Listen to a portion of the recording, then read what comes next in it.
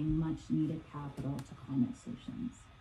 So I'm wondering if, there's a robust sort of abstract discussion to be had here, but I'm wondering if you can also help us get like a bit more concrete with an example of what that really looks like in practice. And then maybe Naomi too, and if you want to mention cooperatives again, that's more than welcome clearly here. So Regine, if you want to just... I'm so excited about this right now. Sure. If I just may, so governments have to play a really important role, and they have to invest in this space. But governments are approaching us, and they're approaching sovereign wealth funds, and they are approaching pension funds for help because they don't have enough money to actually do this. So I just wanted to be clear that we require, and it's complicated because governments invest with certain terms, international development banks invest with certain terms, families invest with certain terms, pension funds do as well. And, again, what I find amazing that is happening right now, the financial market works in silos, just like many other things in our economy and our world. And we're starting to see different types of investors coming together around this challenge to see how they can work together with the different types of capital, whether it's credit or debt or equity, to find new ways to work with government, to work with the international development banks. And it's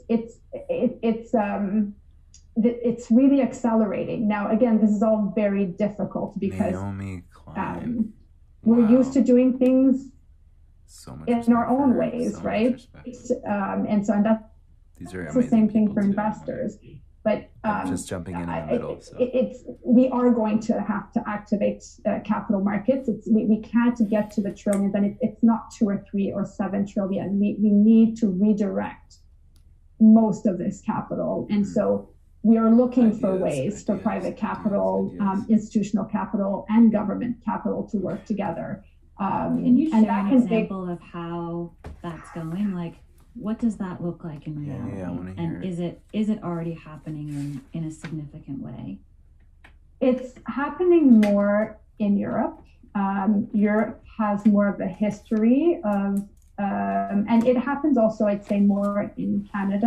I'm not familiar with other marketplaces. Is this the part where I reveal that both of you are Canadians? We're versus capitalism versus climate discussion tonight. And my grandparents are from Canada, so maybe I can continue too. Well, anyway, there's amazing examples of how Canada is coming into this space, and there's some challenges there too.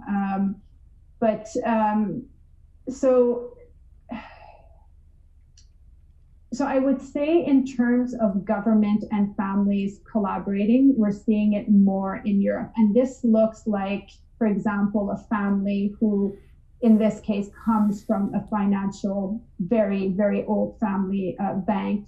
They will, and they have a very strong intention around climate and biodiversity.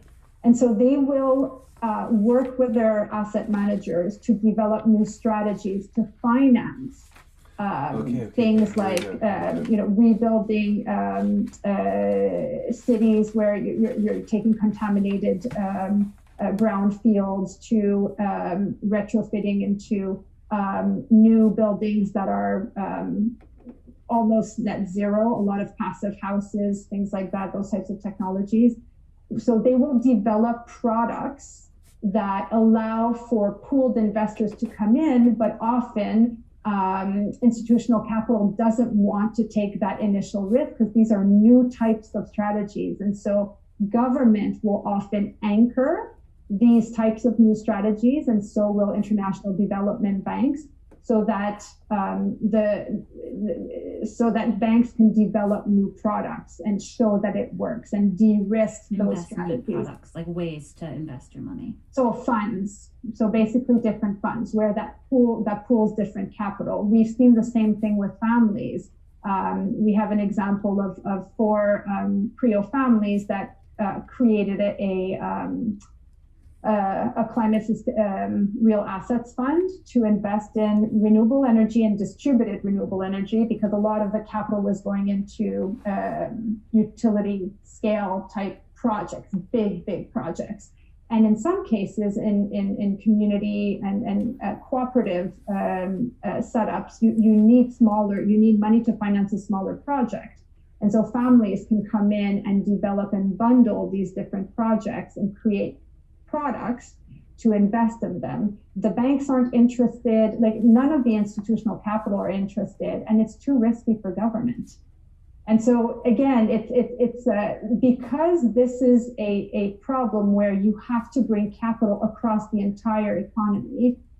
There's different types of investors that have different risk appetite to play different roles, and this is the mega coordination that needs to happen. And it will take government and it will take institutional capital. There's no other way.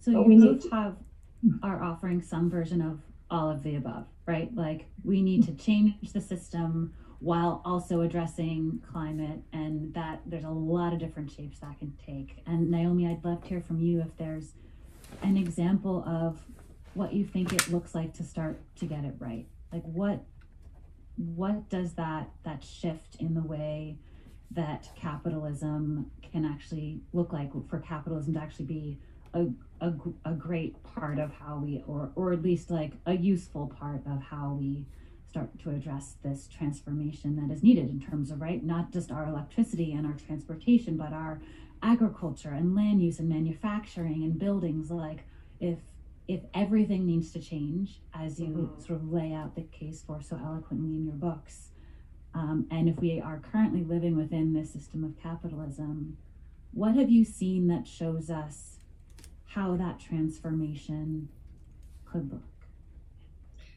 Well, I mean, to be honest, I don't really focus my energy on like how capitalism can fix this, because I really don't think it can. And I think that the history of capitalism is a history of enclosure. It's bringing more and more of human life into the market that was outside of it previously. So starting with like the original enclosures of public lands, of shared, of common lands, the enclosing of labor, where we are at in what is sometimes called late capitalism is every single part of life is now enclosed in the market, including, the conversation that we're having right now, right? We if we were doing this in person, it would have been in a public space governed by public interests. But as everything has moved online, it's been enclosed inside commercial platforms. That's right. So, we're on Zoom. This data is not even. Education has moved onto private platforms like Zoom and Google. Even the way that our data is being extracted, our relationships are being commodified. I mean, we are really, really deep. And I believe that the way we get out of this is a process of decommodification and taking things out of the reach of the market, which is why I always kind of get my back up when I hear phrases like natural capital to describe nature, and the idea that the way in which we are going to act on climate is and I'm curious to know, Ayana, your views on this, because I was hoping to get to stay out of it and just ask provocative questions and pretend I don't know anything about it. There's a lot of this talk around, ecosystem services, right? And this idea that if we can put a dollar amount on coral reefs, which I know is, a passion of yours, then we'll be motivated to say that. And I believe that we aren't going to get anywhere until we learn to value things that are more important than money, and that we say this is too important to put a price tag on it.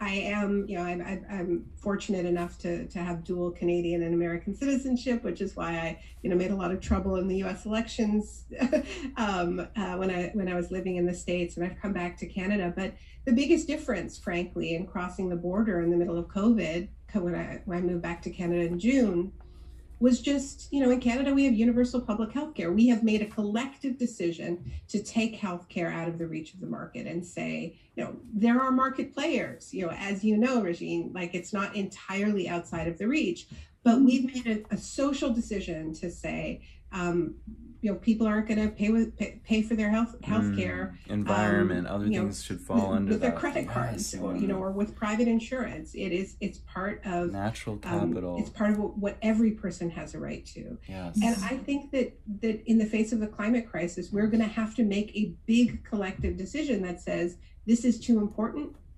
This is our one and only home. You can't put a price tag on it. I don't think we have nearly enough time to experiment with the idea of, that, ecosystem services is going to do this for us.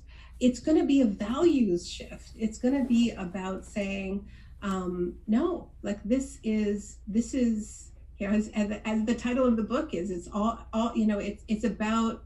it's about saying this, everything we love is on the line, and we have to save all that we can save. And so we have to say, like, for instance, transit, right? You could come up with a whole bunch of complicated financial mechanisms to try to fund public transit. And you could get municipal governments to buy all kinds of green bonds and do all kinds of things. And I'm sure that Regine knows way more about this than I do. Or you could just say, you know what, we want people to use, to drive less and to use public transit. So we're going to do what they do in Paris when they have emergency smog days. We are going to make public transit free. We're just going to say, if we want people to use it, we need to make it attractive, desirable, invest in it, and free. There's no market solution to that, right? The market actually cannot do this. It can invest in public transit, but it's going to have to increase costs. And I think about something like, what happened in Chile about a year and a half ago, where Chile was going to be hosting the COP, the Conference of the Parties, the annual UN Climate Summit. And they have a very market-friendly government, and they have a government that wants to be seen as green. So they bought a bunch of electric buses, but within their market logics, that meant that they had to increase transit fares. So they increased the price of public transit to pay for their shiny green electric buses. And lo and behold, they had a national uprising that went on for many, many months and is still in many ways ongoing. And it's actually been really important because they are demanding a new constitution in Chile. But the point is, the market is not going to fix certain key things about how we solve this crisis. It's going to be a process of decommodification and saying, like what we did in Canada with healthcare. This is too important. We are not leaving it to the market. So we do want to leave some time for audience questions. So I have one more question I'm going to ask you, and Regine, maybe you can sort of wrap in your response to that in your answer. I'm guessing they'll be connected, and then we'll take a few questions, and then, man, this time goes fast when you're talking to two smarties who have so much, so many insights to share. So one thing I know that both of you think a lot about is the generational shift that is happening right now as regards how younger people are just getting it more so than older generations on the urgency of transforming our society and economy.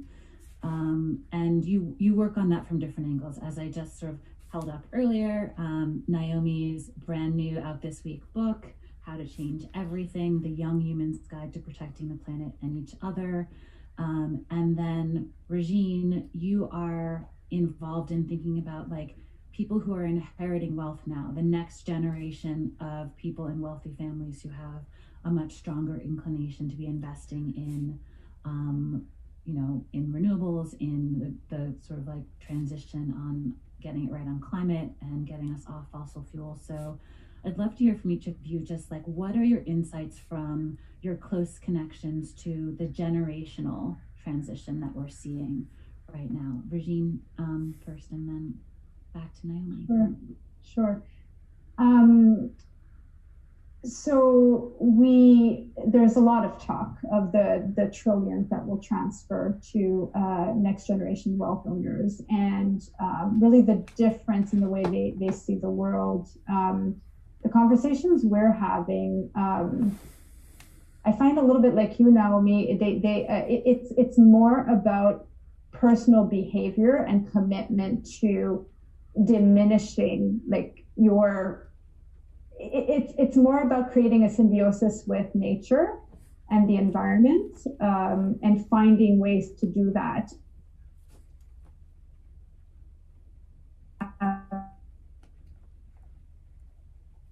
Advance that. So it's interesting because we have many generations in CREO members. I'd say those who are currently managing wealth are very focused on the solutions that are currently the ideas that exist. So around renewable energy, and it goes from breakthrough technologies to business models, but it's really continuing to invest in the current ideas that can solve climate, and then how to scale them. And the next generation is really asking themselves as stewards, not only of this wealth that they're inheriting, but what does that mean as a person when you inherit all of this wealth? And what does that mean as a human being, part of having to respond to this crisis and as the opportunity to be a steward of the world? And so there's a lot more questioning, I find, around just different thinking about solutions that are a lot more nature-based, but really how can humanity and nature function as one? Because at the end of the day, we're supposed to be an evolved species, and for us to not recognize that we are part of nature and that we are one with them, and to think that we can solve this through just technology, I think, frankly, I think it's arrogant. And so I find the next generation is really going deeper philosophically around what does it mean to solve this problem. And I personally think that there's merit in bringing all of these different approaches, experience and energy, and really thinking outside of the box to solve it. And so we have awesome. Really exciting conversations. I really want to reach out to her, actually. So as a follow-up, Regine, which is actually, and Naomi, definitely want to hear your response to this as well. But first, Regine, there was a question from the audience that's actually the perfect follow-up to what you just said. So I'll interject that here. The question is, can you envision a roadmap where investment in renewable energy can act as a catalyst for radical and righteous financial exchanges to occur? Yes. How are the investments CREO is making putting the ancient solutions of Indigenous, Black, and POC incorporating reparations and redistribution of wealth into their strategy?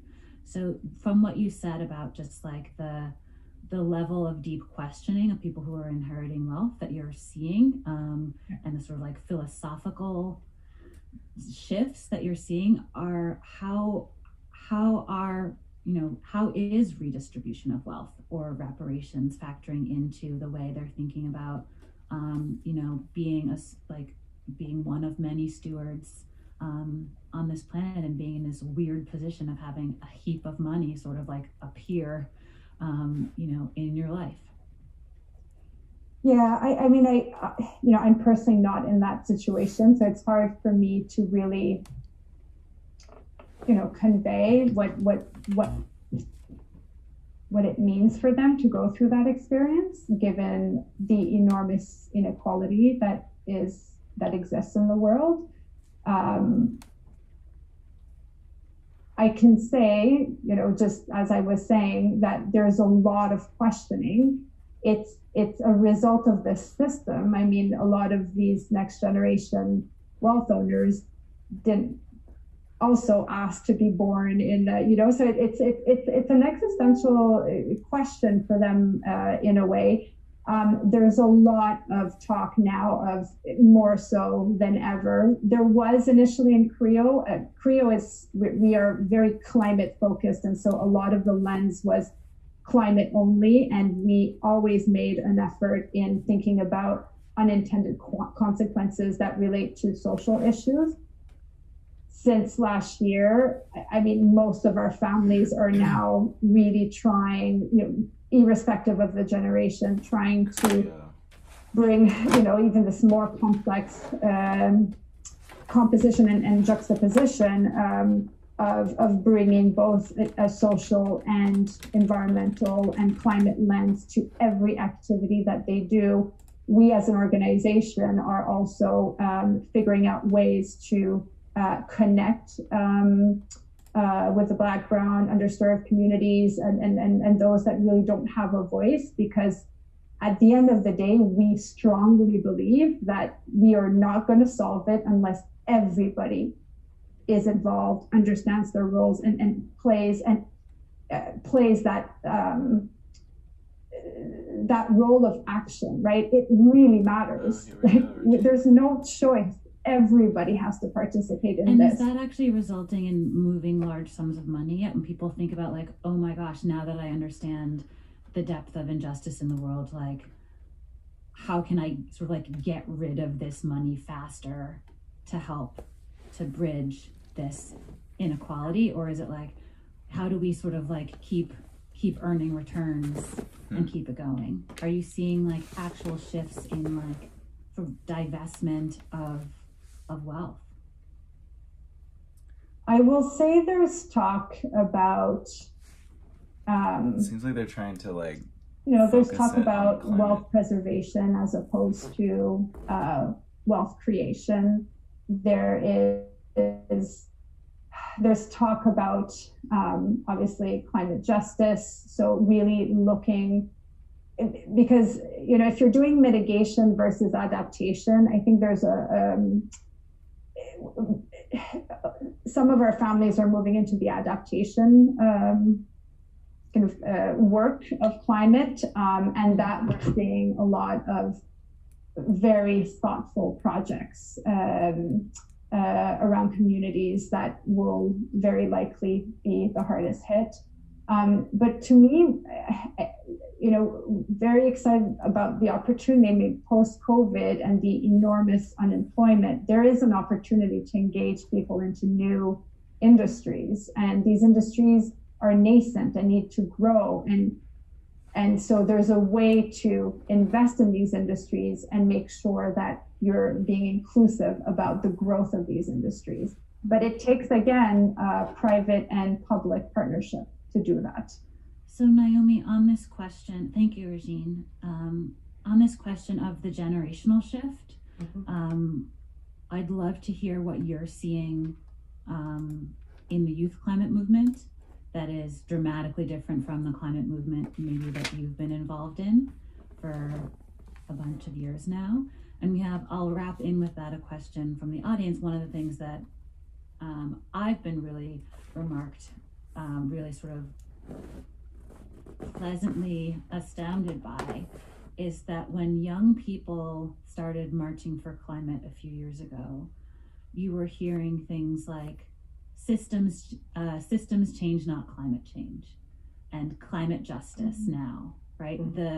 The understanding that we need transformation, the understanding that justice has to be in the heart of it. And we have a question from the audience that said also, that says, Naomi, in your essay, and All We Can Say, you talk about social cohesion and the climate justice movement as focusing on, quote, what we want instead.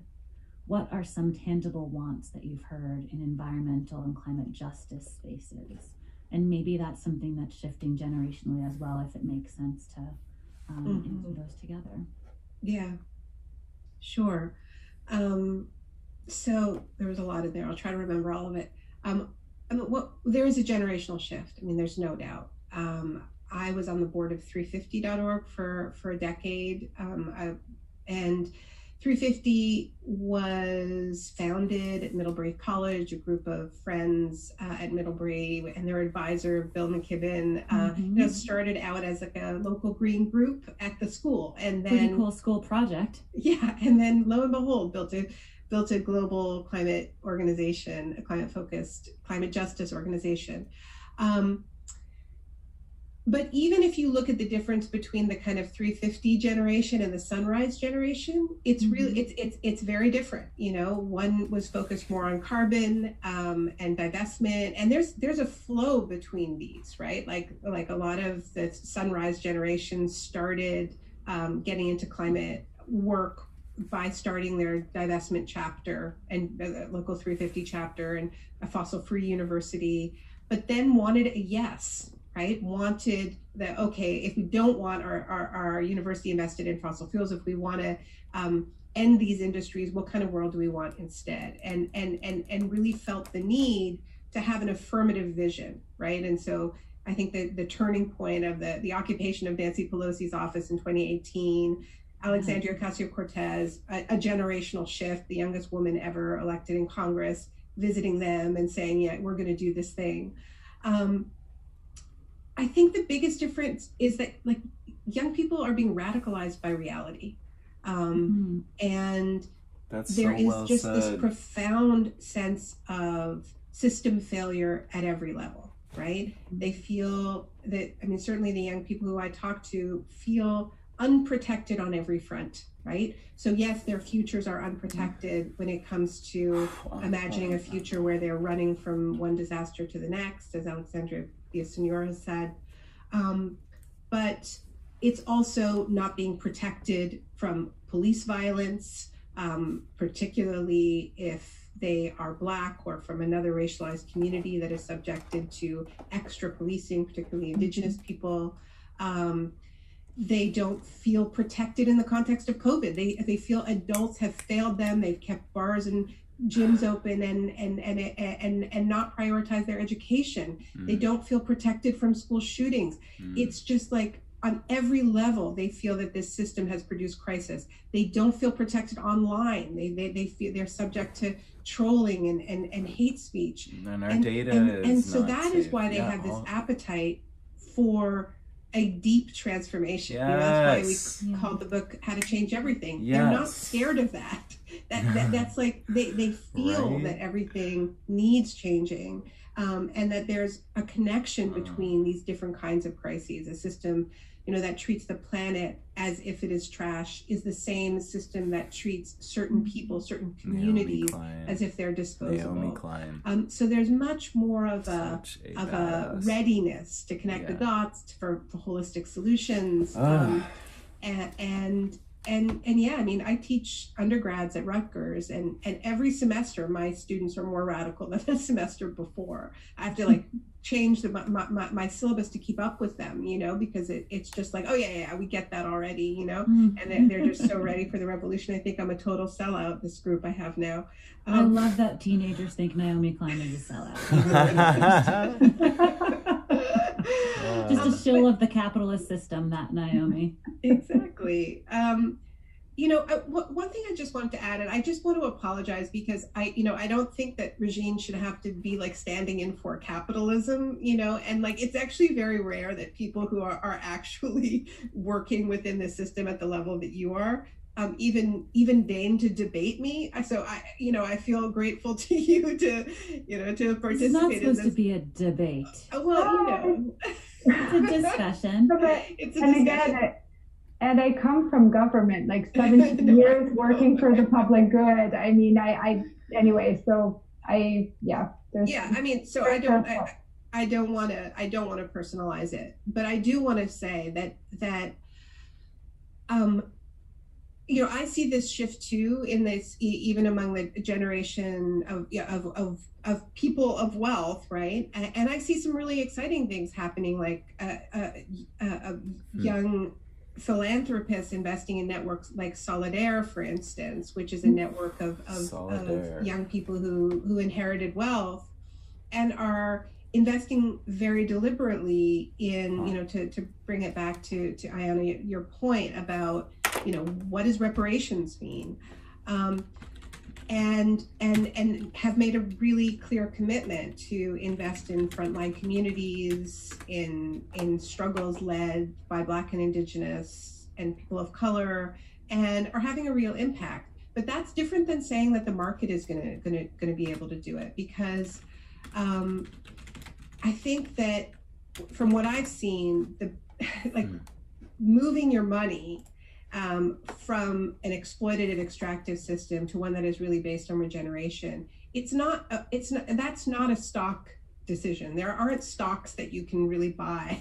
I have a thought we're here. working towards Wait, We no, are working blockchain towards it, backed but yes. system, in my Naomi. experience, people taking their money out of the market and No. Keep it in the market, but run the votes through a blockchain Standing system Rock to bring to automate the large-scale votes. solar energy to Standing Rock. That has been on the front line. I have so many this thoughts. Crucial battle fighting the Dakota Access Pipeline.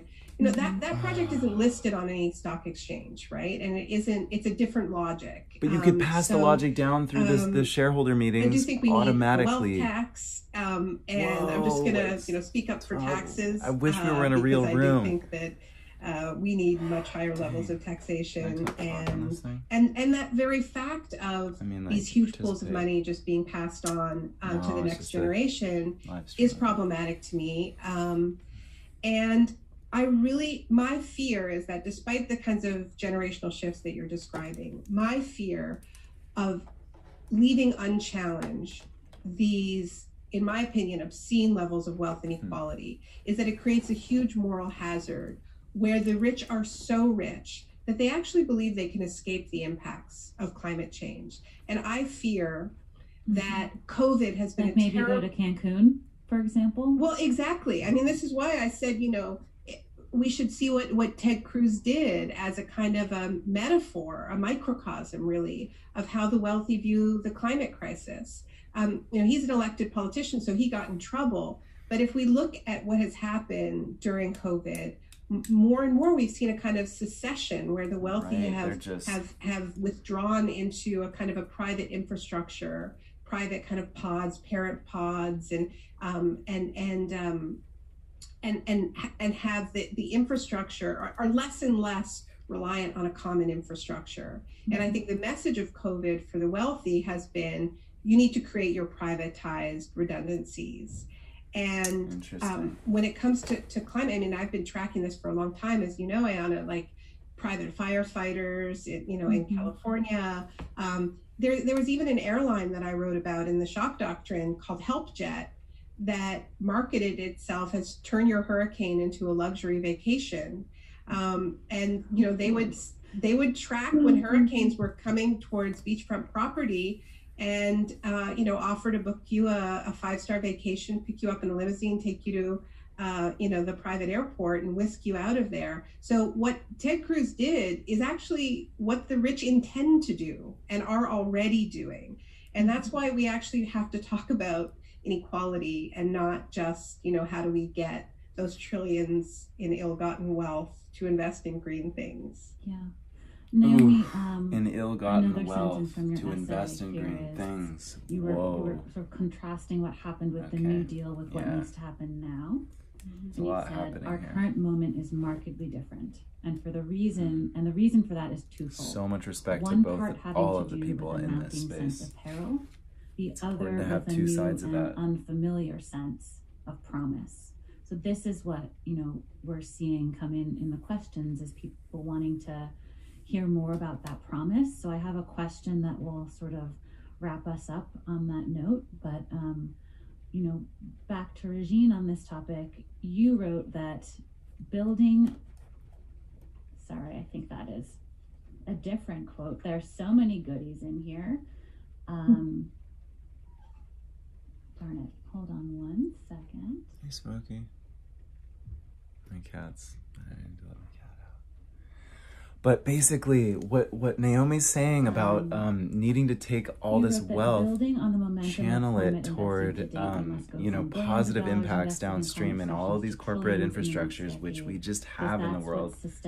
Regine gets this. Will require. They're not just gonna give it like it's. And so that's what I picked up from her body language, is like, my personal, are these people talking about divestment in the wealthy families? Her body opinion, language says in no. some sense, is that, I think, and it's the reason why I invited you two to be in conversation, is that we definitely need an all of the above approach on this.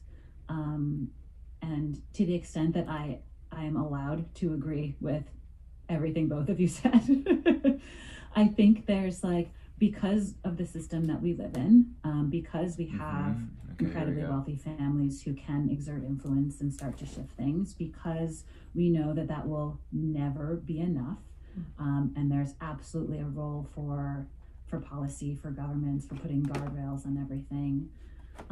I'd love to hear and you both believe in the role of policy and in government, and think that these rules are not adequate in their current incarnation. So I'll be right there. if you could implement tomorrow one policy shift that would be really helpful at inflecting the relationship between our current capitalistic economy and charging ahead with climate solutions, is there a specific policy that you think would be really helpful if we didn't have to, if it could just appear tomorrow? My dad would have said 100% inheritance tax, just to benchmark that. You're trying to put Regine out of a job. But on climate, so for climate or for inequality, because I absolutely agree we need to figure out the equality problem. If we're talking about climate, there's many. I mean, right now the backlog in terms of approvals for renewable energy projects in the U.S. is the queue, they call it, is extremely long, and it is because still today fossil fuel industry have special perks and accelerated pathways to getting approval that renewable energy wonky. We need better permitting processes that don't bias towards fossil fuel development. And many of our families are working very hard through philanthropy, through C4, political giving, and to try to address that. So it's not just the investment side. They do use many tools that they have at their disposal to do this work. I mean, this is not a silver bullet, but it's one that would really, really move the needle is pricing carbon. Having a universal carbon price would really change behavior. But if you look at a lot of the climate models, it is still not enough. And so, anyway, it surprises people, Naomi, but it is true. Yeah, I mean, it's not enough. It would need to be really progressive to not have a backlash once again, right? People are under so much stress that a so-called market-based solution that just passes on the cost to consumers who are in crisis on every front right now is a recipe for the Gilets jaunes, in France, and the backlash against Macron's carbon pricing. So, I am in favor of a progressive carbon tax, but it isn't a silver bullet. That's why we call for a Green New Deal, which is a plan for the next economy and a plan to create huge numbers of green jobs and invest in green infrastructure and housing, and to do it in a way that is systematically solving multiple crises at once, including the map of this. Systemic racial injustice, economic inequality, joblessness, a New Deal style approach, but correcting for the exclusions of the original New Deal. But I think a very important part of it right now, and I think this is a kind of a market solution in a way, is a straight up ban on new fossil fuel infrastructure. Because if we can't build it, then the banks can't invest in it, and then they'll have to invest in other things. So I don't think that that's the only thing, but I think it's an incredibly important thing. And I think what we've just heard from the banks this past week, as Bill said, is they fully intend to continue to put billions of dollars into new fossil fuel infrastructure, which is just wholly incompatible with a safe planet. So let's ban that. Fast track to hell. But you ban, but you also have to create the training for people to be able to move into new industries. I find we often focus on the what thing, but it has to be a comprehensive, because we do need that makes sense, Regine. That makes sense. Yeah, new industries. Makes sense. Yeah. So we need to wrap up, most unfortunately. I mean, once we can hang out in person again, I'm having you over for dinner. We're going to do the 5-hour version of this, if you'll let me. So because we're also recording this for potential use on the podcast, How to Save a Planet, there's one question we ask to all of the people we have on the show, and that is, given what you know, in this case, about both the climate crisis and capitalism in its current incarnation, and how high the stakes are, Regine and then Naomi, how screwed are we?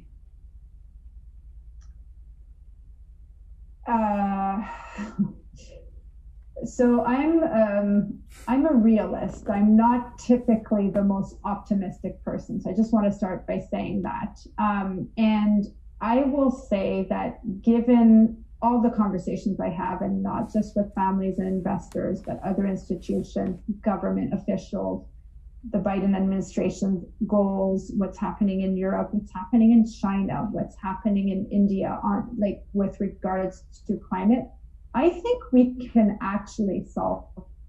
My concern is the timeline.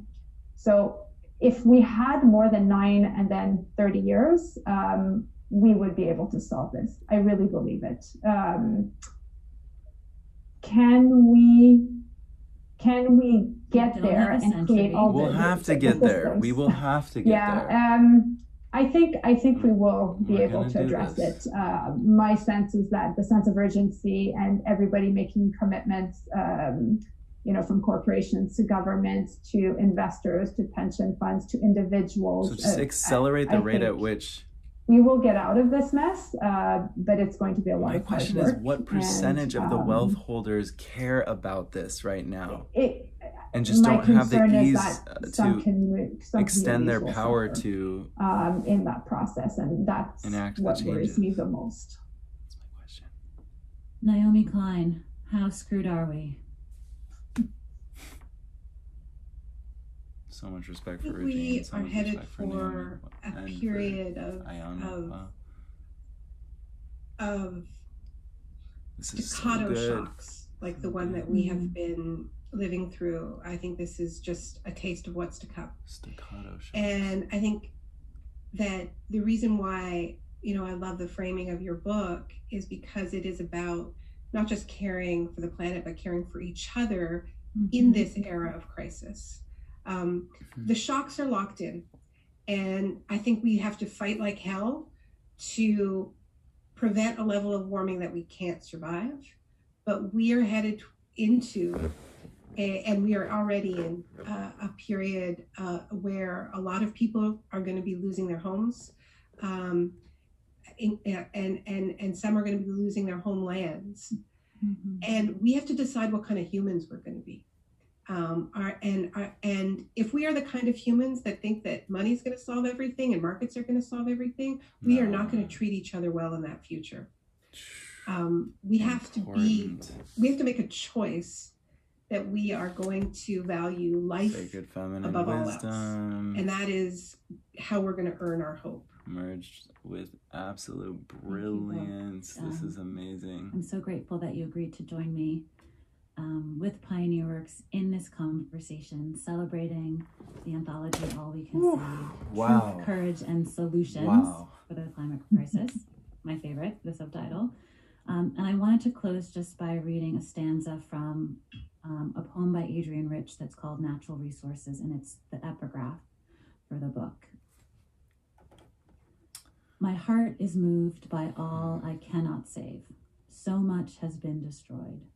I have to cast my lot with those who age after age, perversely, with no extraordinary power, reconstitute the world. And that seems like the challenge we have ahead of us. So thank you for sharing your insights, your perspectives, your evening with us, until we meet again. Thanks to everyone for joining us. It was such a pleasure. Thank you, Regine. It was nice, so nice to speak with both of you. Nice to meet you, Robin. Okay, so this was amazing. These are some of the people I just respect so deeply. Naomi Klein, I've been following for a long time. Those of you that have kept up on things I've shared in the past, her work on disaster capitalism and showing these patterns, following 9/11, following, a number of crises, especially the COVID crisis now, is like another example where a disaster happens and capitalism swoops in to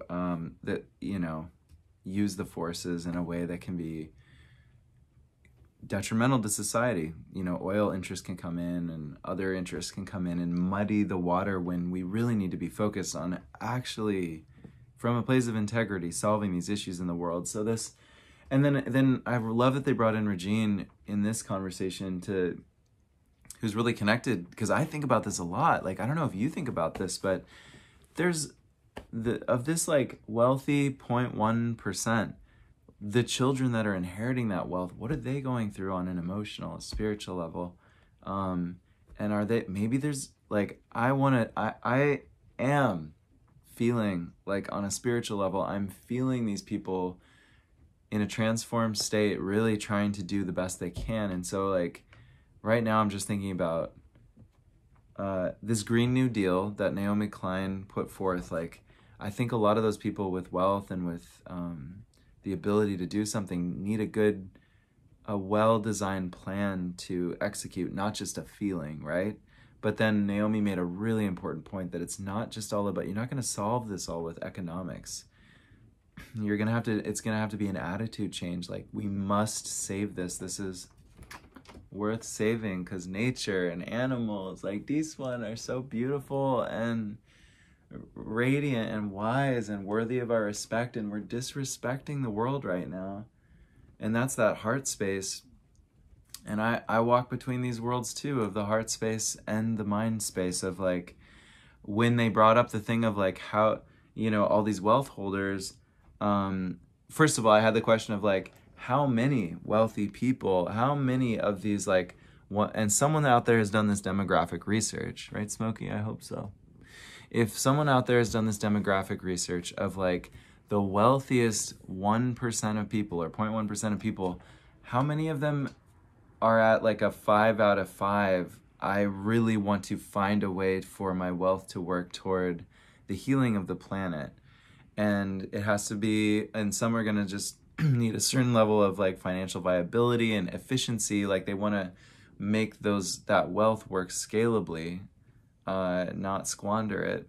So of course they're being mindful about it, but like, how many of them really care right now?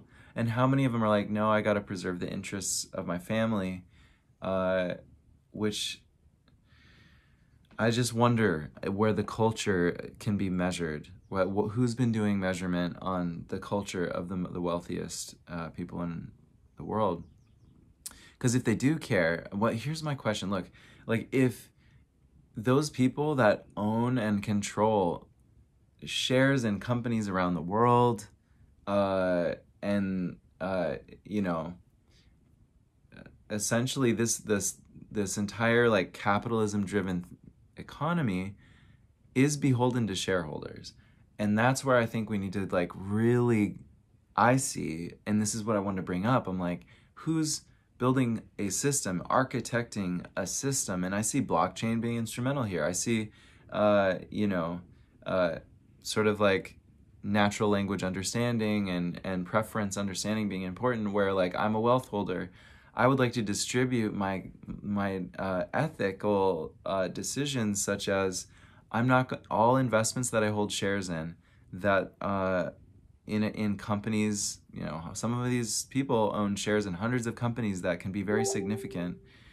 What if they could exert their desire for like, it has to be carbon neutral, it has to not release pollutants into any groundwater, like, and that's going to be the vote made at the shareholder meeting automatically with this bot that now, like, based on a smart contract, carries out my will across all my investments. Those are the systems when I get visions from spirit that I'm seeing, and it's like their hearts have the opportunity. It can go beyond the like just the heart space and be in the action space of, you know, this. We can leverage these automated systems for wealth holders, small and big, that are in an ethical alignment to want to help, to be able to have that cascading impact. So that's a thing I wanted to see here, and I didn't see anyone talk about. It's just something I've had in my imagination, and I need to like, hey, is it something you're thinking about building? That's something I feel personally like called to be in a sort of think tank space with people, to really solve that, and then turn it over to someone like, you know, the Naomi Kleins or the Regine Clement, Regine Clemente. She's new to me, but I was really impressed by her, even though next to Naomi Klein, I see that she's like walking the line of like having to it's very important, right? You can't just have all like hardcore pendulum social justice energy and hope to actually interface with those that are not on that side of the spectrum, the wealth holders that may need to be approached in the way that I'll find her name. I actually wrote it down. I've been taking a lot of notes here. Regine Clement, that's what it was. The way that she was approaching things with her CREO Foundation. Anyway, I just, this brings up so much for me. Yeah, I just like, yeah. It's going to be a process of decommodification. We can't leave everything to the market to solve. So going back to my like solutionary mind, Naomi's right. I realize the fact that my perspective has been missing a lot of pieces. Because I'm working to also on this like other end of the spectrum, which is on a spiritual grid worker level, right? As like a light worker, as somebody and a shadow worker, someone that is really plugged into many, many beings that I feel in my spirit. And that might be woo-woo to some, but that's very real to me. And others out there, it's real to you, so this is for you. We're working on those levels, on the spiritual level, and the way that we demonstrate our humanity and live into our humanity and embodiment around each other, loving each other. Even if we're attending rallies, we're really standing up for the rights of people in our little communities. That's all important. It's not always zooming to the macro, but this really excited me because I've been looking forward to this. Like some people I really respect that are really plugged into the macro space and have the facts, understand what's going on. So if you aren't following Naomi Klein or now I know about Regine, I think I really highly recommend we like follow them and support them. Curious about 350.org now. That's interesting. Now I know what 350 Seattle is tied to. Sunrise Generation, that's interesting. I love what you said. Young people are being radicalized by reality. Heck, yeah, we are. Heavens, yeah, we are. We're like ready. We're not going to let this incarnation go to waste. We're not. There's such a calling in so many of us to do what's right. And, I see that potential for the wealthy to sort of, the temptation for them to retract and kind of go into their own enclosed spaces. And, especially as tensions rise between those that are in the, like, that are being pressed down. I'm one of them, it's like lots of people are not in the high distribution of wealth. And there's many people around the world that are, if you're living in America, you're already inherently wealthy. Like you already have access to many services that they do not in other parts of the world. So there's this thing we have to watch out for, that the people of privilege do not retract into sort of like isolation and not, it's born out of them wanting to stay safe and keep their family safe, but there's a real risk there. And I think let's watch out for that and really mitigate that. Anyway, I want to see some website around, and I know that World Economic Forum has this, but I'm looking for other places where it's like propose a solution propose a problem, and let's look at 100 different solutions and Reddit style upvote the ones that are like, heck yeah, and maybe combine them in solutionary platforms. Feel like something that we could use, and then we can attract funds to the ones, there's mechanisms for funding to go and be held in escrow for this problem area, with agnostic of the solution being chosen until it is. Those are the type of funding platforms I wish I was seeing, and I think they're happening in closed loop systems that, like, in these wealthy sort of like fund managements like CREO that we were looking at before, but something more open and crowdsourced that can also receive grant money, that can also receive government money. Like those, we need to direct the massive resource that's been abused. And, I would argue we need systems to, even with the blockchain, like allow participation on a real-time level with voting. I know you've all heard too much from me about that probably, and people have a lot of reactions to that, but I think your vote should be digitally, real-time, able to literally tell our government how to use these budgets. We should have that real-time agency. Woo! Anyway, what a beautiful conversation. I wanted to record this because in case anyone missed it, I think they're gonna post it, but this is just, I wish we could just be in a room, you know, Naomi Klein and, you know,